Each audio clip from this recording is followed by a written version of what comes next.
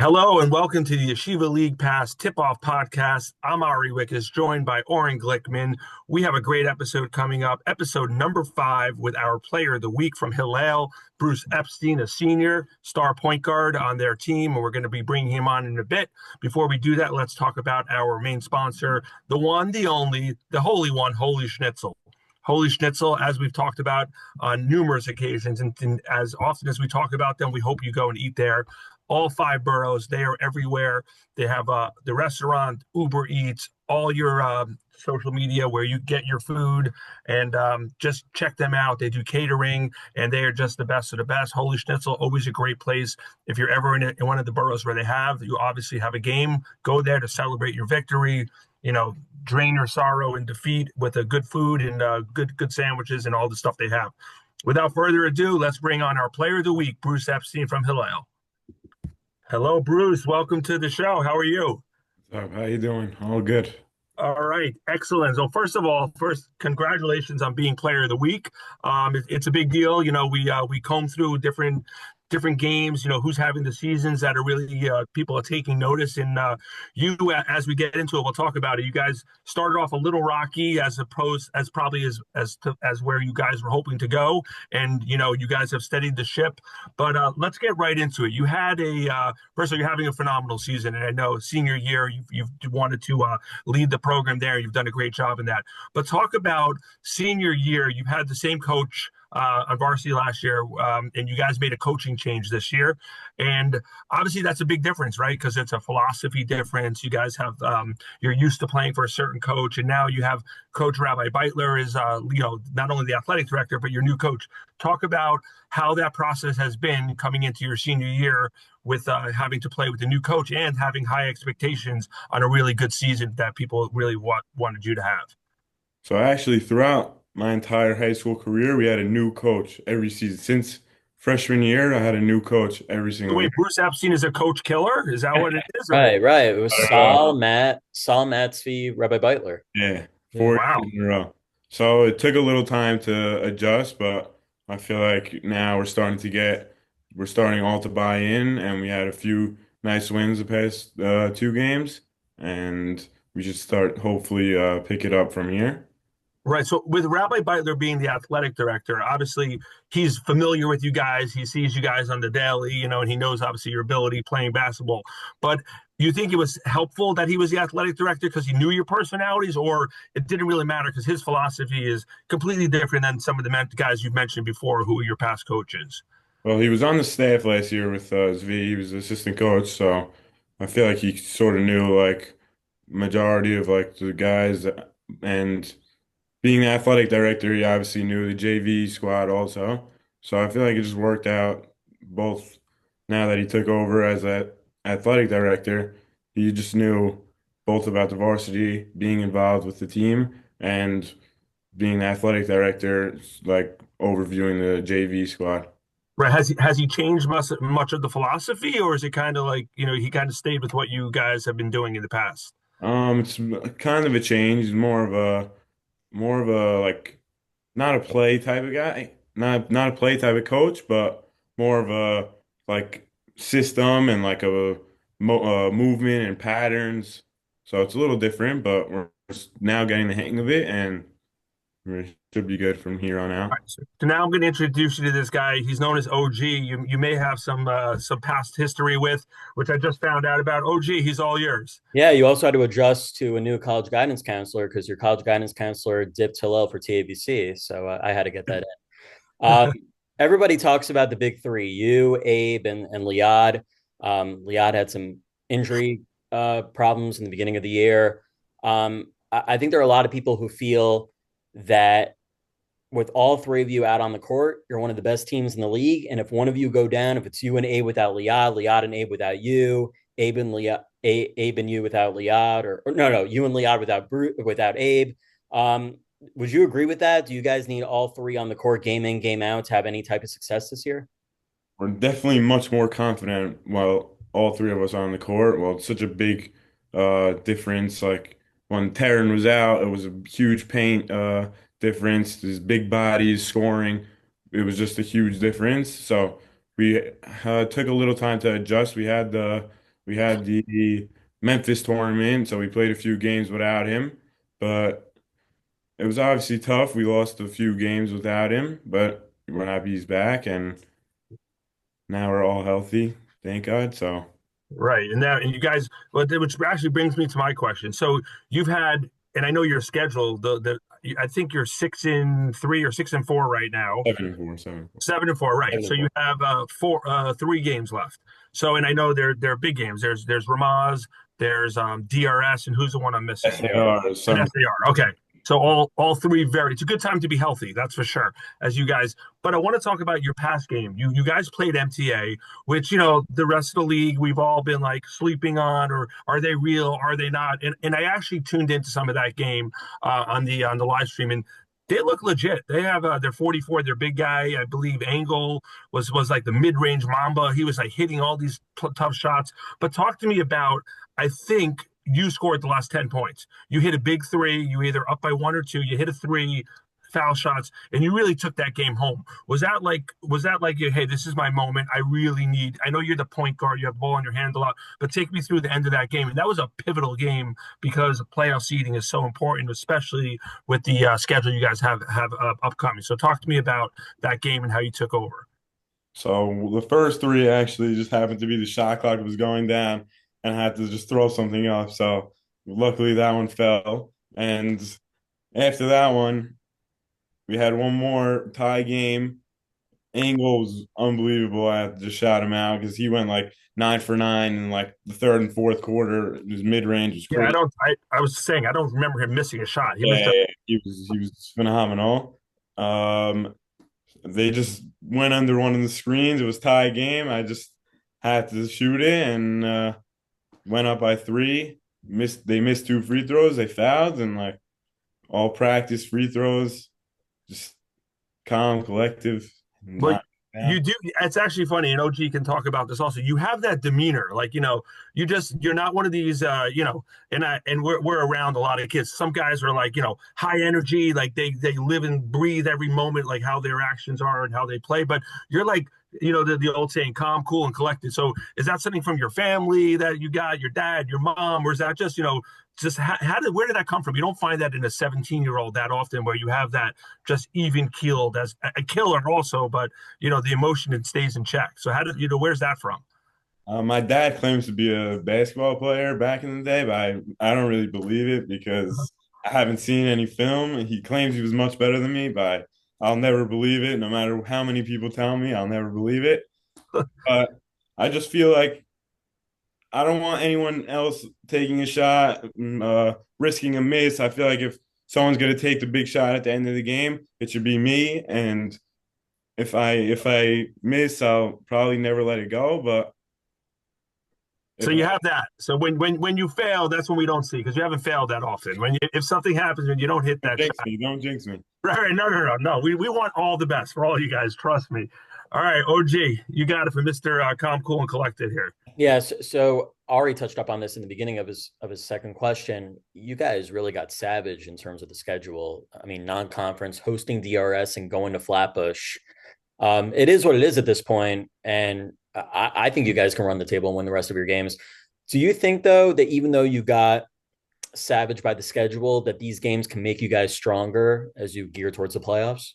I mean, you could definitely go both ways. It's definitely could be easier for us later on, having played probably 10 of the best teams in the league because we had a very tough schedule this year. But you could say that it could be good for us because, okay, let's say we finish, I don't know, let's say we finish the rest of the season 9-5, get a solid seed.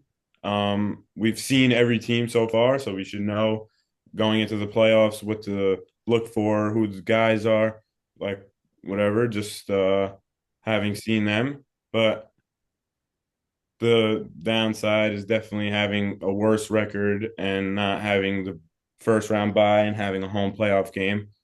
But it could go both ways. So Right. We all know the home playoff games when you have to take the plane, you have to fuel up the jet to go out to Hillel.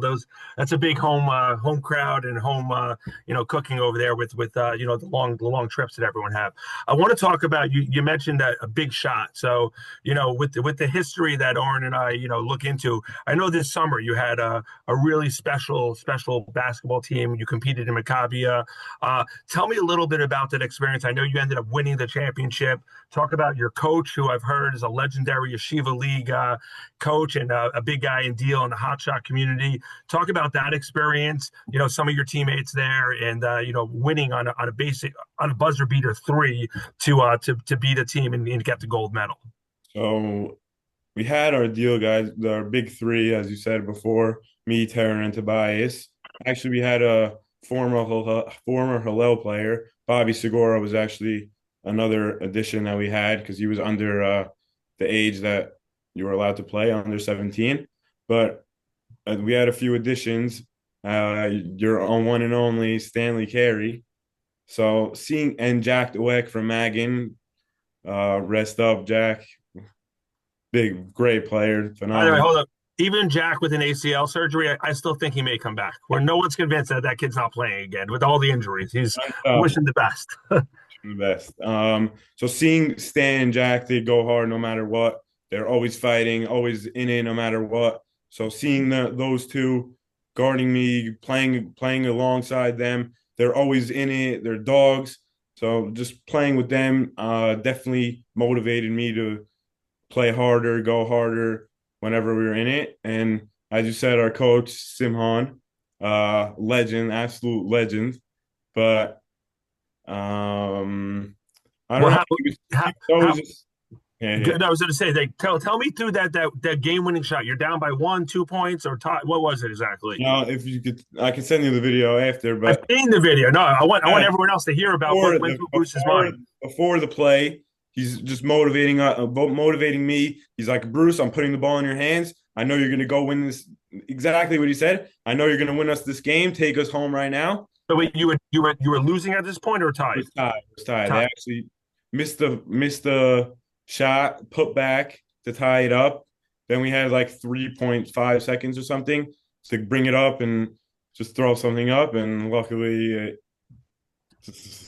fell. I think it has a little more to do with than luck, but yeah, I'm sure it's all the hard work. But yeah, it was a great moment. You should, and something like we would say you'll have with you for the rest of your life. So a huge moment, and it's great to see. Oren, what do you have? And then I'll have one final question for him. Yeah, if you had to comprise a starting five of SYs in the league this year, who would they be? Including Hillel guys? No, outside of Hillel. You could pick Ramaz, Flatbush, Maggin. Wherever the SYs are. It could be, it doesn't matter. Wherever they go to school. That's we want to hear. YDE. So you gotta have Jack Dweck at the one. Am I included? Yeah. Yeah, of course you're on the team. You're not coaching the team. Yeah, you're on the team. Jack Dweck at the one. We'll do Stan at the two. I'll run the three. Cheech at the four. This is a scary looking squad. You got one more spot. And we'll do Joey Estes at the five. Wow. So we got some big bodies, some scrappy guys who can score. That is a tough team. That is no one's going to want to face that. So here, my question is, now this is going to be in honor of your coach. How do you pronounce the Maccabi coach? What's his name? Dave Simhan. Okay. So I know he's a big hotshot guy. I want to know your dream. This could be any guy who's played in hotshot in the past. Who is your squad you're taking to hotshot? I know you played in it last year, right? You had an entry. Who's your squad?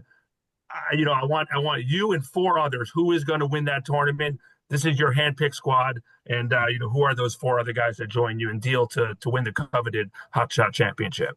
Yeshiva League guys? No, it could be anyone. Deal, older guys. I want to know. I want you to make everyone who you don't pick angry and deal that they're not on this team. So I'll run the one. Yep. Jackie Haber, you know Jackie Haber, Who doesn't know Jackie Haber? Of course, the Keeper Assassin, of course. phenomenal. Darei Torah. Um,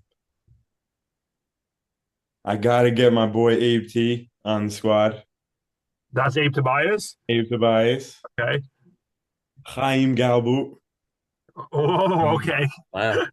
We'll put him and on. Gabe Leifer at the 5. Oh, wow. Okay.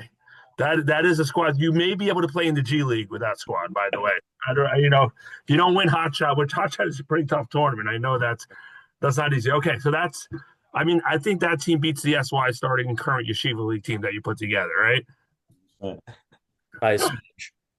All right, Oren, what do you have for Superstar Bruce? Yeah, we talked about the change in coaches. I think something that a lot of our viewers might not know about is that Kyle Anderson's father is your assistant coach. So can you tell us about that? What's it been like playing under him as well?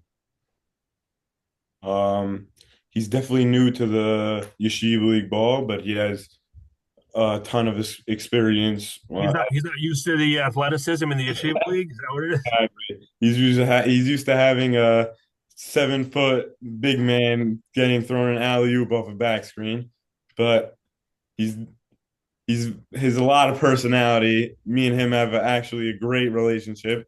We speak all the time. We laugh a lot. Coach Beitler definitely gets a little angry at us, but because all the jokes, but he's definitely a lot of fun. And the basketball, he's bringing the JV actually to a very nice season. Oh, Right, he's coaching the JV. Oh yeah, they're having a JV really good season. having a very good season. Uh, Is there a younger brother, an Epstein there? there is a little Epstein. Okay, Uh, Little Danny. yeah, little Danny. right. So So the here, Bruce, big guy. But Give us. We'll let you end with. I know you're one of the guys. Not only do you shoot, you like to pass and give everyone else credit. Also, shout outs. The opportunity is yours. Anyone you want to say anything to? You got 30 seconds to let them know what you're thinking. oh my gosh, shout out my coach, Coach Rabbi Beitler, 100% for bringing the squad to this place. Hopefully we can take it home from here. I gotta shout out my boy Abe T, Max Risty, Liad Terran, Jason Zakaria, all the teammates. We're gonna take it home. I already know it. Bench coach Jack David DeWeck and Hakeem. Stan, David Hakeem, uh, Jack DeWeck and Stan. Jack, rest up. We know you'll be back. You're a beast. Stan, we're gonna kill you guys January 28th. With Ari gonna be there. And Of course, I have to watch that. The brotherly love, of course. Of course, my parents for everything they do, keeping up with me. I know I'm a pain, but they're always there for me. And yeah, All right. Well, Bruce, listen, congrats. I'm happy. And I just want to say one thing before I let you go. So this is actually, since we've done the show, this is the first Hillel guest that actually accepted our offer. Remember, I spoke to you about this at the Dragon preseason tournament. I said, Braha last year, he declined. I said, okay. I said, Bruce. Braha's a silent killer. Right, exactly. I said, Bruce, listen, if I call you and I get another rejection from Hillel, I'm not gonna be able to take that rejection anymore. Bruce, like, I got you. Don't worry. It's like I'm gonna make sure that you need to have me on that show, and you lived up to it. You're having an awesome season, great personality. We wish you the best of luck, except for January 28th. We hope you run through it all. But no, congrats on the season, and keep working hard, and I'm sure success will continue to follow you guys. Thank you, guys. Later, Bruce. All right, wow, there it is. Original OG. As I never called you OG. I know everyone in the league does so, but I get upset to go with Oren. But you can take me out of Hillel. You can't take the Hillel out of me. Right, exactly. So that's great. I didn't even know until we went on right before the episode that you. I knew you worked at Hillel, but I didn't know that actually Bruce was there when you went at the same time. So that's great. Now let's get into it. We have some controversy on our top 20 teams this week. With the committee was going back and forth, and we'll talk about it as we go through our updated power rankings. Today we're shooting the episode. It is well, what's today? I don't even know. It's Wednesday, January 7th. We hope to have this released tomorrow by the 8th. So, there are some games happening tonight, but this is where we are right now. At number 20, as you know, we're going to run through the top not top. I always do that. The bottom 10 rather quickly because they are the bottom 10. Number 20, Or Yisrael. Number 19, Barkai. Number 18, Rambam. Shout out Rambam, Tier 3 champions at the Saturn tournament. Congrats to them. Actually saw them play.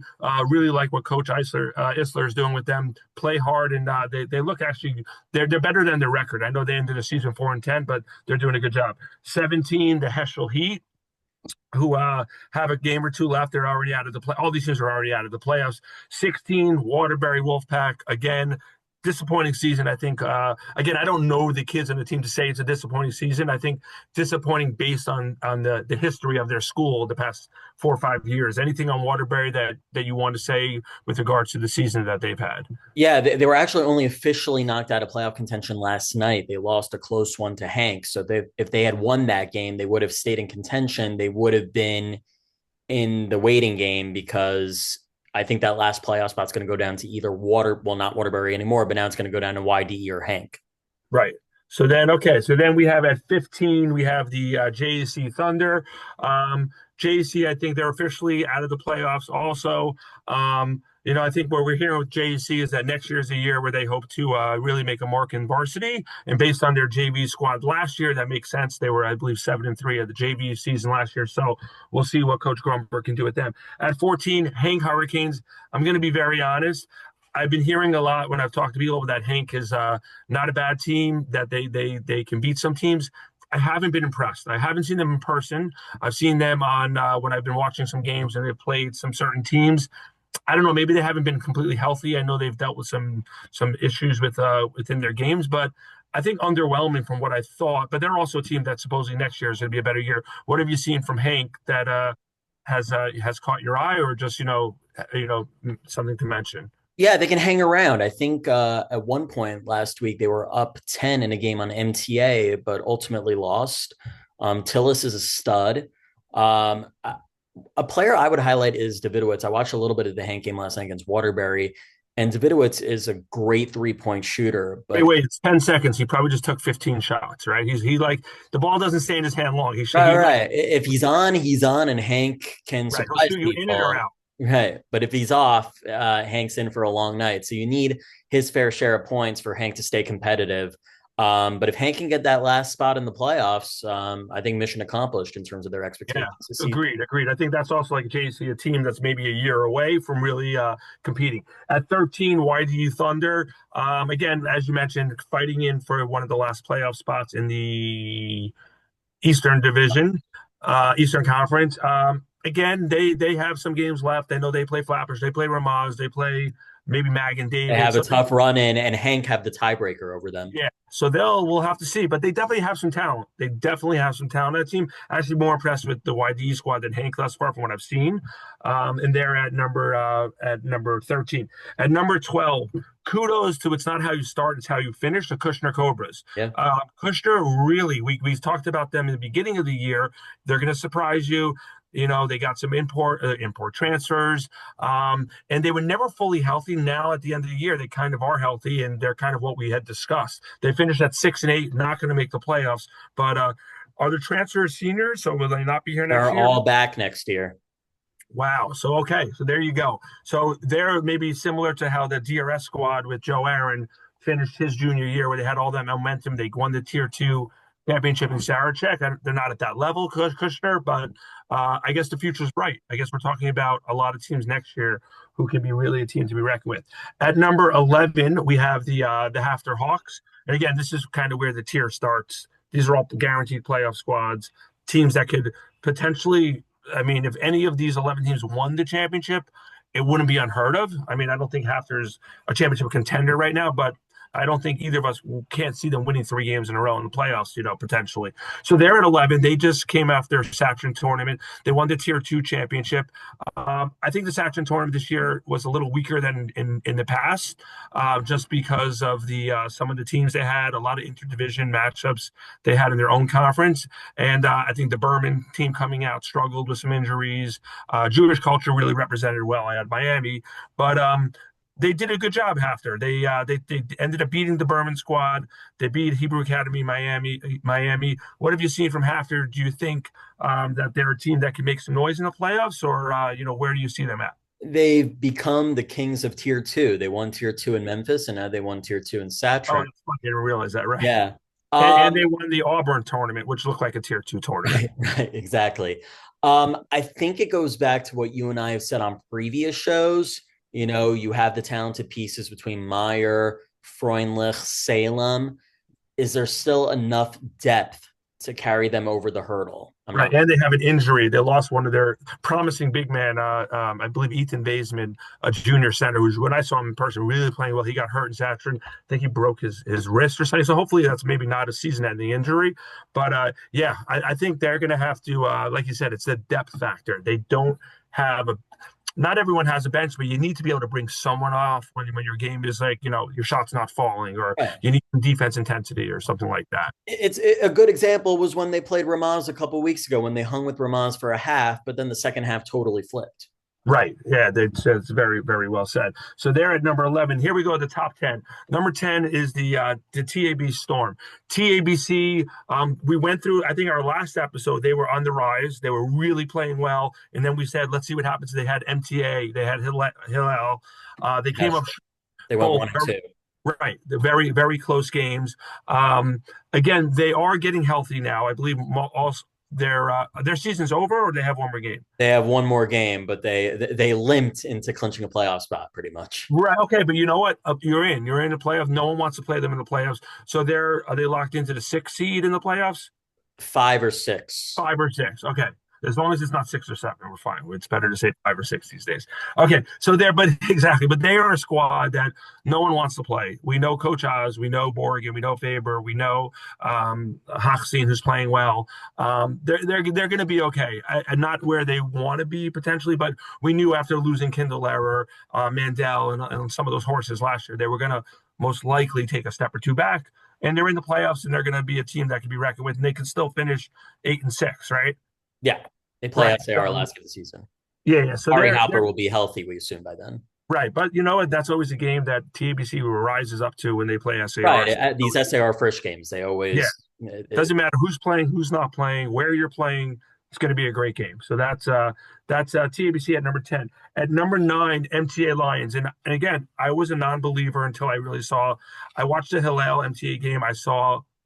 Like Bruce said, I saw the Angle kid not miss a shot. So to me, he's the greatest player in Yeshiva League this year. Because since I was watching him, I don't think he missed a shot. So they look good. They really did. Again, it's just a team under the radar. I think it's just a lot of these kids the past 2 years. They had the transfer last year, Jake Abenheim. This year, just some kids who you didn't really expect to play this well. But kudos to them and Uchi doing a great job.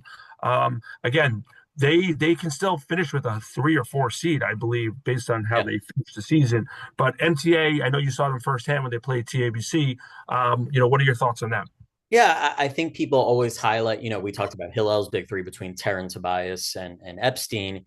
MTA also have their big 3. They have Nice, Engel, and Avramov. And as much as people highlight that big 3, MTA also have some quality role players in Richmond. And they have their own Vaisman. I'm not sure if he's related to the Hafter Vaisman, but these are guys who are stepping up and rising to the occasion. And that's why MTA are able to win games against these strong teams, in the upper echelon. Is that big 3 all seniors, or there are some juniors in there? I think that whole starting 5 are seniors. Oh, okay. Got it. So don't sleep on MTA again the next year. It seems to be like they reload with different players, and they've impressed us the past 2 years. Personally, again, did not see it coming and playing really well. And shout out to Gabi Engel, who was just great in that Hillel game. Did I say his name right? Is it Gabi Engel? Did I make that up? It was Jake Abenheim who you mispronounced. Okay. Okay. I knew, we know the history. You can't go a whole show going perfect. Exactly. Thank God Engel is a name I think I can't spell, but I can pronounce it. All right. And then at number 8, SAR Sting. I don't know. Are they still in the Yeshiva League? They haven't played in about 8 weeks or so. Well, they have the break like Ramaz. So. Right. They had a break, and then before that, no pun intended, Halpert had a break in his wrist or an injury. But they haven't played in a long time. And again, their season is going to be starting up. I think this this Sunday against Hillel, which we'll get preview of one of our games of the week. They got a tough sledding. They play, just off the top of my head, Hillel, TABC, Ramaz, Frisch. Those are probably the four. Maybe they already played MTA, so they have a really tough schedule, but also a really good team when all healthy.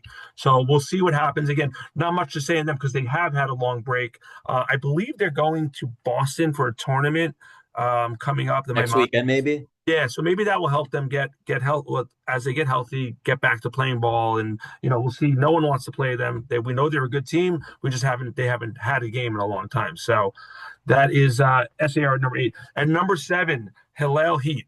Hillel, we talked about it, Bruce. The big three is back. They're getting great contributions by a lot of different players, really playing well. A team that I thought at the beginning of the year was a top 3 team based on the players they had.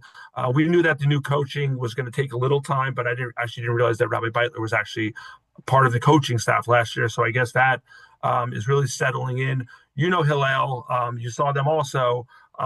Again, I still think they're a top 3 team, even though right now we have a lot of top 3 teams that kind of interchanges. But what do you see from Hillel as we head into the second half of the year? Yeah, I think they're starting to really hit their stride. And being the loser that I am, I follow scenarios constantly in terms of seeding and positioning. And Hillel are now in the playoffs, but people were looking at their last 4 games and people were drawing up crazy scenarios. Like, wouldn't it be crazy if Hillel lost these last 4 games that they didn't make the playoffs? Well, now they're in the playoffs. They beat MTA the other day. So it's really crazy how the league works. They could have lost their remaining 4 games against really tough teams to not make the playoffs. But now, now they're in the running in terms of, clinching a top 2 seed and getting a first round bye. So right. It's like Bruce said, they're thinking championship, right? They're healthy. We know we can go toe to toe with all these guys, with all these teams, all these kids in the league. And I think that's it's not where you start, it's where you finish. And it's really true about what they say. It is so hard to win down and deal, combining the travel. It's really like you're playing in foreign territory.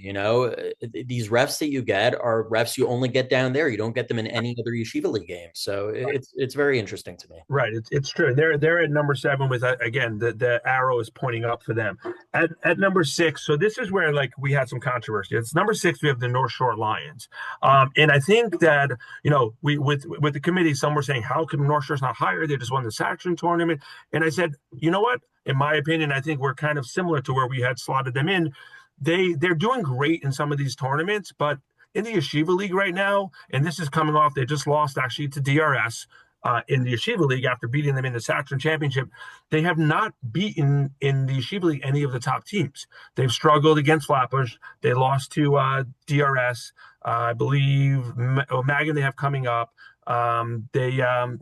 Who else have they? I'm not sure who else they have played, but they have not beaten some of those teams. And I think that, yes, the tournaments are great. They won the opening Cooper tournament, and they won the Saxon tournament. They played the other tournament. They got to the finals. Right, they got to the finals where they lost to Flatbush, and then the Guinness tournament, the Ramaz tournament, where they lost to Ramaz. So while I think they're very good, I think they're a little easier to game plan than some of the other teams, because I think they're one of the few teams besides Frisch where we have one bona fide superstar, and then everyone else is good players, but not that level, right? You have Charlie Sassoon, who is phenomenal. I think it's probably him or Bruce, in my opinion. Maybe Ari Halpert as best senior in the league this year. Ari's injury, so I'm going to just push him to the side. I think it's Bruce or Charlie right now is the best senior this season having thus far. But I think that's what it is. And they're at number 6. At number 5, we have the Ramaz Rams, who, again, they have some big games coming up also. They have a big stretch. They're going to be playing SAR on Sting Night. They're facing JEC. But the big games are the SAR, and they have Hillel at the end of the season. Again, a good, solid team. They're 7-2. They're sitting at number 2. But with over the next 4 games, you don't know what's going to happen. You can go from a 2 to a 5 seed. It really is.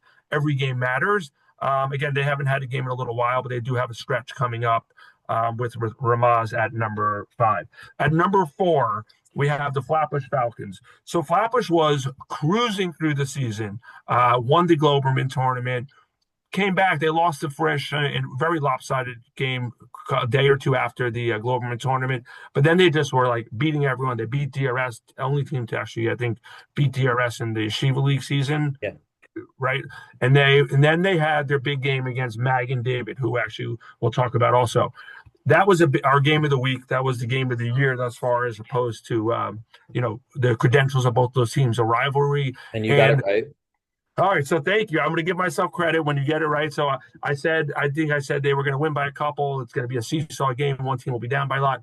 So they lost that game. Actually, Magen won that game, but I think Flatbush just also helped with their they just didn't execute. What have you seen from Flatbush? And then they come back the day later and they got shellacked by DRS. Again, one of the top 3 teams in the league, Flatbush, in my opinion. No disrespect to them, and I think they're great. No one wants to face them. But what do you think is going on with Flatbush right now with coming off a couple tough defeats? I'm not reading too much into it, to be honest. We talked about. I'm on the same page as you, by the way. We talked about TABC sweeping Frisch. It's these rivalry games. They can go anywhere. You never know. Were you more right? So what about the DRS matchup when they just got? So I have a theory on that. Scheduling all around the league in general has been tough. Frisch playing 3 games in 3 nights. Right. TABC playing DRS and Magen back to back. Flatbush now playing Magen and DRS back to back, losing that close game to Magen, and maybe they just didn't have enough juice that they got blown out by DRS. I think it has a lot to do with the challenges of scheduling this year in the league. Right, but I'm with you. I still think Flatbush is one of the top 2 teams in the league. Again, I think that the DRS is an aberration. The way they lost, I would say, not that they can't lose to DRS. DRS has been beating everyone, but to lose a game like that against Magen and then get your head focused 24 hours later to play DRS, right. It's hard. Right, and then the Blues, they almost lost by 30 points. So it was a big victory. So I'm sorry, big deficit. So then at number 3, Magen David Warriors. Again, I actually saw Spike at the Saxon tournament, and I told him, I say, listen, we talk about how we the last couple 2 years people have kind of underrated you, and you guys just churn them out. You go from Shabbat and Cher to Shami and Cheech, and I can't even pronounce half their names. Hara.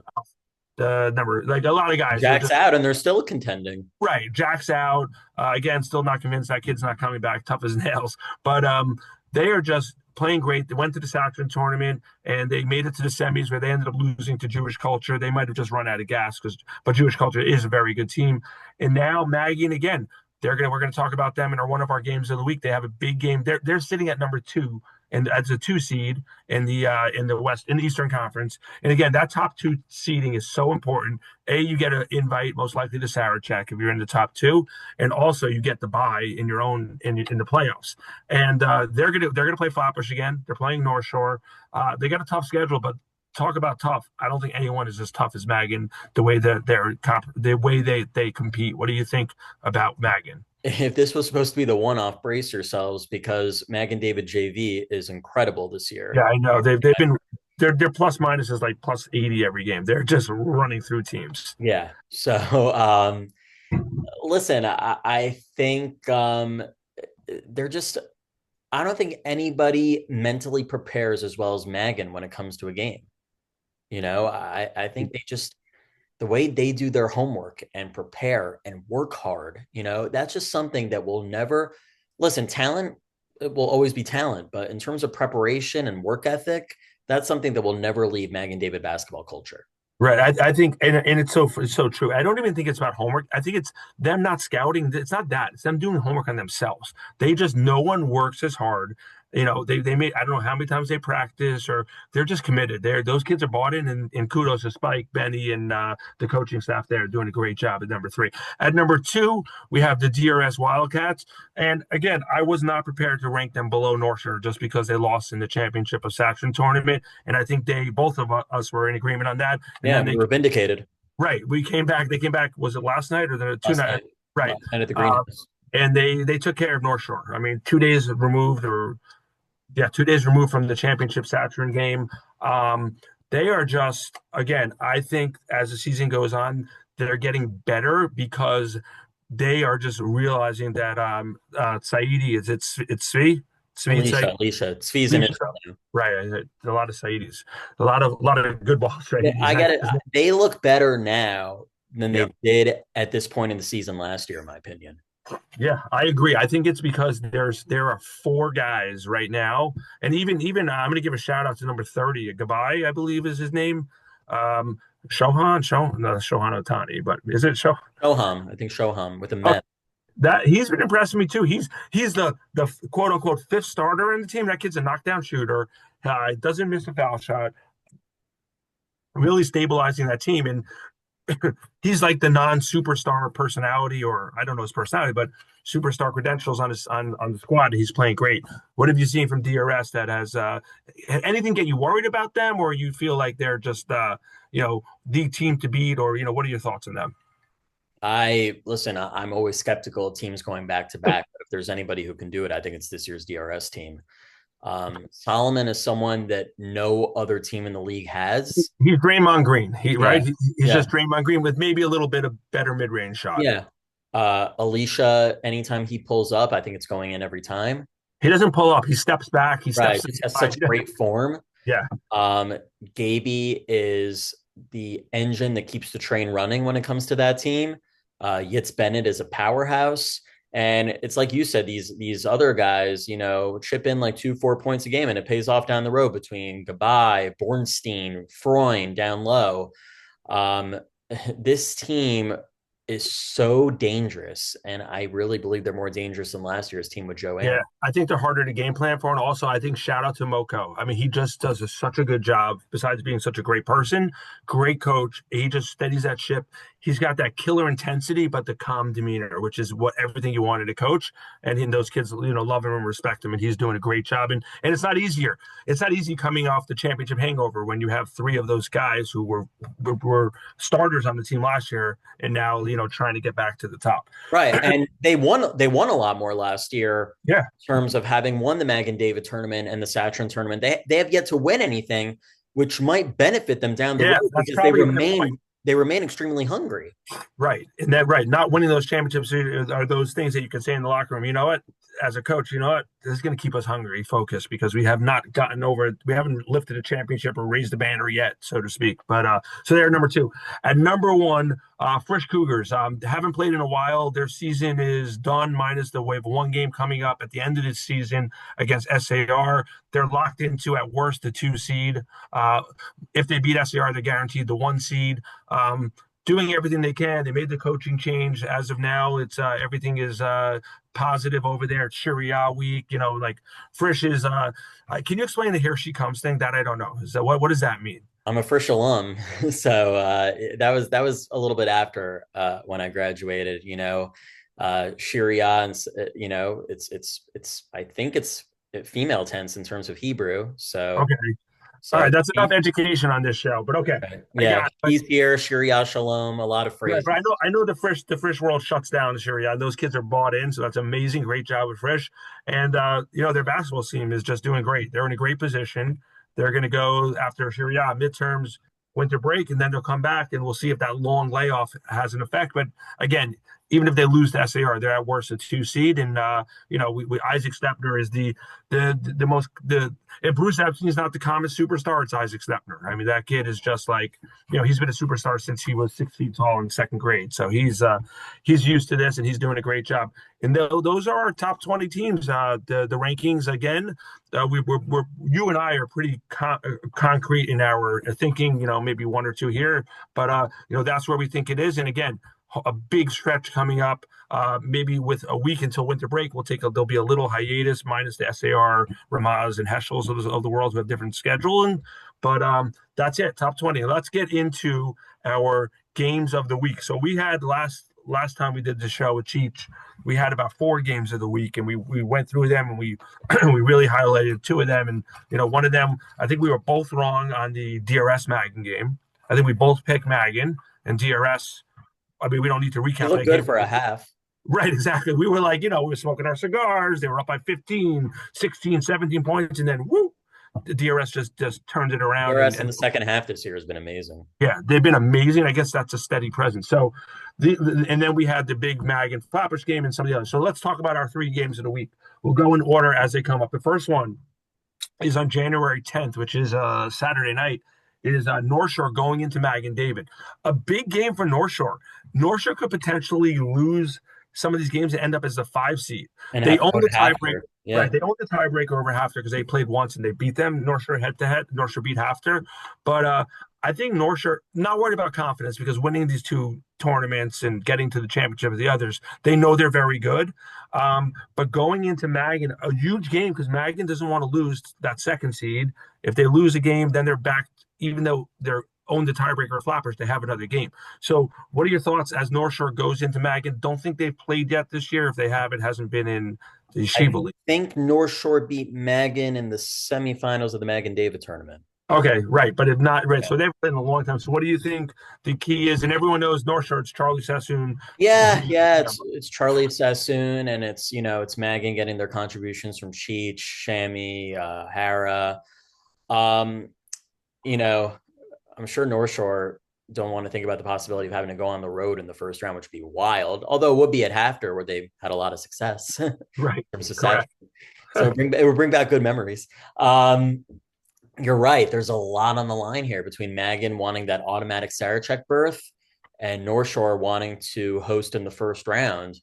I think when desperation matters most, I think you see more of that killer instinct from Magan David than North Shore history would suggest. So I think I would pick the Warriors in this one. So I'm in agreement. I pick Magan David to win. It's their home court. I think they have so much to play for. I think North Shore has a lot to play for also, but I feel like North Shore, I don't think they care being the 5 seed or the 4. I mean, they want a home playoff game. Who doesn't want to play in your backyard, in your home gym, with your home fans? Again, I think they're very comfortable playing at Hafter. I think they're very comfortable playing Hafter as their opponent. They've had some success against them this year and in the past. But I think Magan wins this game also. I think there's so much on the line for Magan, and they had their hiccup when they lost to DRS. And I think they'll be ultra focused Saturday night. They'll get to that gym, as soon as Shabbat ends, they'll be there ready to go. And I think also Magan wins. Probably, I could see Magan even winning in double digits. No disrespect to North Shore. I could see an 11-point victory for Magan. But we're both in agreement. I don't know. You may have it a little closer, but yeah, maybe Magan by 7. Right. So, okay, that's a good game. And like I said, Magan's a little harder to game plan for because I think they have more kids who are consistently put the ball in the basket as opposed to North Shore, where it's Charlie, let him do his thing, and then the Levions, the other guys' names, really step up. But I think it's stop Charlie, which is not easy. As I said, I think he's one of the top 2, if not top senior in the league. Then we have the next day on Sunday, SAR going down to the previously mentioned Hillel home court. Whatever Heat Dome, whatever they call it over there, a big game. SAR. This will be their first game back after a long break. I think we did say they do go to Boston for a tournament, which will be helpful. But big game. What are your thoughts? SAR going to Hillel on a Sunday, and huge implications as SAR has 3 losses right now. Hillel has 4. Yeah. So it's my understanding that Ari will be back for this game. I think so. Yeah. I heard he's going to be back. They've had such a long layoff though. Yeah. Hillel have played so many Sunday games this year. Yeah, which is a huge advantage, by the way. As someone who goes to some of these, sees how teams perform on a Sunday, it's a tough day to play. It's just you're thinking fantasy football. You're just, unless you play on these Sundays, it's a tough day for some of these games. Yeah, so in terms of the optics and the fact that Hillel have been playing good basketball lately and have been winning, I think it makes sense to pick Hillel in this one. Yeah, you know what? I'm in agreement. I think between, oh my God, we're not using this much in lock and key. Well, the last game you can't make a prediction. Oh, right, exactly, right. So I guess we'll end both in agreement here. But I think that I'm in agreement. I think the home court of Hillel, the big 3 back to playing together. I think even with Ari's return, I think Hillel is going to take this game. I think the last time I remember in JV, this same squad. Yeah, Ari had a crazy game winner in the corner buzzer beating 3-pointer to beat this squad. And I don't know if that was the last time they were there, but these teams are very evenly matched. I think when SAR is healthy with Ari, with Goldberg, In Manu, shout out to Manu Webke, the sophomore sensation, who really has carried that team in Ari's absence. I think it's going to be a really good matchup. Again, close. This is a single-digit game, but I think Hillel wins by 4 or 5 points, unless Halpert has a 30 bomb. If he has a 30 bomb, then I'm going with SAR. So that's a big deal. I don't think it's happening, but I think I'm in agreement. What do you see? You think it's a close game and Hillel pulls away at the end, or? Yeah, maybe give me the Heat by 10. Got it. Okay, so there it is. Well, I'm a little closer. You're a little farther away as the difference of victory, and we both pick Hillel to win that game. The last game is Sting Night. We're talking about SAR. Ramaz going into SAR on January 13th. Sting Night is amazing. I don't know if you've ever been there. I've been there as an opposing fan. And also, it's just a great atmosphere. The SAR does it great. They're grilling outside. Their kids' faces are painted. It's kudos to SAR, the administration, in the spirit and ruach that they show for that game. It's a great atmosphere. Last year, Ramaz was also at Sting Night, and they went in there and they beat SAR, which is as a road team, if you can go in that hostile environment and beat them, it's huge. But what do you see this game? And also, I think it helps SAR that they're playing Hillel 2 nights before, getting right back into those big time matchups. What do you see as Ramaz goes into SAR on January 13th? Yeah, I mean, this is tricky for me. SAR won't, well, what we think will have a loss on their backs, against Hillel, to then go 2 nights later to hosting Ramaz on Sting Night. Ramaz, as you mentioned, this is the second year in a row that SAR are hosting Ramaz on Sting Night, and Ramaz got the better of SAR last year. Can that happen 2 years in a row? I don't know, but this will be a big game for Ramaz if they want to hold on to that top 2 spot and lock up that automatic Sarachek seed, which Ramaz will need. They're gonna. Yeah. Yeah, I was just gonna say Ramaz actually before this game has 2 games. They're playing JEC and YDE on Wednesday, as we shooting the show. It's Wednesday they play, and then Saturday night YD. Then they go to SAR. So if they take care of business against 2 teams lower in the rankings than them, they might have some breathing room. Right, exactly. But so this, back to your shot where this is a big one. I don't know, for Ramaz to win on Sting Night 2 years in a row. Ari Halpert's last Sting Night, I find it very hard to pick the Rams in this one, so I'm going to go with SAR. Got it. And it's going to be, the atmosphere is awesome, as I mentioned. It's going to be a huge game, and I think I do hear you. I mean, again, I'm not making a prediction on this, but I think, like you said, Ari Halpert's last game is Sting Night. Mean it's your last home game, or is it just? I think it's also. I think Sting Night is also their senior night. I don't think they have any home games after this. So then Ari's been a huge part of that program. Obviously, his father is the coach, and he's SAR basketball. You think Halpert's, and it's going to be a big one. And you know what? 3 great games, and I think as we wrap up the show. It's almost playoff basketball, even though we still have a long time because of winter break coming up, finals and midterms and everything. But you can see right now, every matchup is so big. There's no undefeated teams. There's no team that is for sure locked into the 1 seed. Minus maybe not even DRS, because they have a loss and there's a team with 2 losses. So, they could lose to Hillel. I think that's maybe the only game they still have left. They still have Hillel left, but they have the tiebreaker over them. Oh, yeah. So they are locked in. Yeah. DRS is locked into the 1 seed, because even if they get 2 losses, they beat Magan or Flatbush. Well, Flatbush already has 3. So, okay. So DRS is locked into the 1 seed, but they're not looking to take their foot off the gas. But we see all these matchups are such huge implications. And I think Sarachek is such a big deal to a lot of these schools, like unlike the Frishes and the TABCs, who pretty much have the automatic invites, and MTA. Those other schools who really want to get to Sarachek know the only way to guarantee it pretty much is to be a top 2 seed, as opposed to leaving it up to the YU committee to decide who they invite. These are going to be great games. It's a great season. And I think the tournaments, we have seen with all different teams winning different tournaments, that there's a lot of good basketball teams, not one great team, which is we've talked about all year. And I think it's going to be a great season. I think just want to thank Bruce Epstein for coming on the show. Again, our first Hillel player of the week who's accepted our invitation. So that was great to have Bruce on the show. Everyone out there, We'll probably have one more show before winter break. Yes, I believe so. But a good week of basketball coming up.